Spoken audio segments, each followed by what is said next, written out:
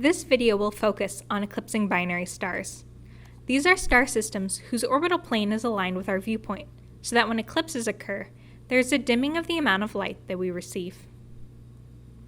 We will model the binary star systems with light bulbs placed on a spinning platform powered by a battery. The bulbs have internal batteries and 2 luminosity settings. A fiber optics cable points at the binary bulb system from a distance of about 10 feet. This cable feeds into a photometer, which measures the incoming light intensity for the computer.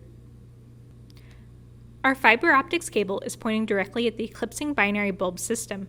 We have made sure that all other light sources in the room are extinguished. We turn on both bulbs at the higher setting and send power to the rotating platform. We now start graphing the intensity of light data provided by the photometer. We see the repetitive cycles of one complete orbit repeated over and over. Once an astronomer learns the orbital period of a binary system, they would then combine all of this data together into a light curve representing only one complete cycle of the system. The roughly flat top of the graph represents times when both bulbs are fully visible. Note that the graph minima, known as eclipse depths, are pointy since the bulbs are the same size.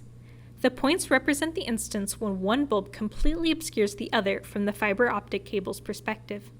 Note as well that both eclipses have roughly the same depth since the bulbs have almost the same luminosity.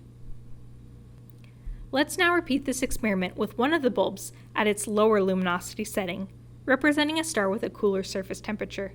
We start the bulbs revolving.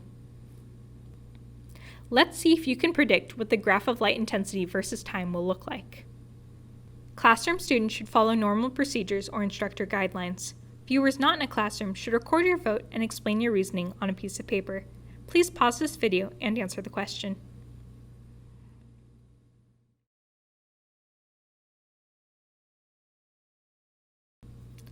We now show the computer and live graph creation. We can see that the eclipses are still pointy, but have different depths reflecting that one bulb is more luminous than the other. The deeper eclipse occurs when the less luminous bulb is between the more luminous bulb and us. We now explore another common class of variation, where one bulb, or star, is bigger than the other. To accomplish this, we'll make use of an acrylic globe commonly used in light fixtures. We place the globe over the top of one bulb, which effectively transforms it into a larger, but less luminous light source, and once again start the platform spinning. We now see that the graph of intensity versus time has eclipses with uneven depths, as expected. But note that both eclipses now have flat bottoms, as it takes a longer time for the globe, or larger star, to transit the smaller bulb, or smaller star. This eclipsing binary simulation shows a fourth broad type of eclipsing binary light curve, stars of similar surface temperature but of different sizes, that we can't easily emulate with our demonstration. Note that here we get flat-bottomed eclipses of the same depth. In this graphic, we see all 4 broad categories of the limited parameter space shown in an eclipsing binary computer simulation. Same temperature, same size, which gives us pointed eclipses of the same depth.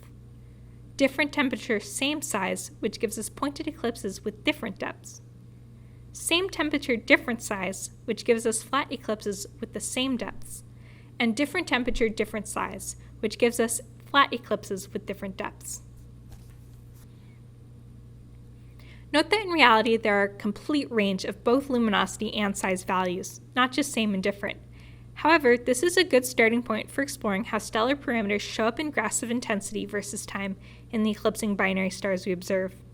There are many complexities down the road, like eccentric orbits, football-shaped stars, and star spots of different temperatures than the surrounding surface that can be explored.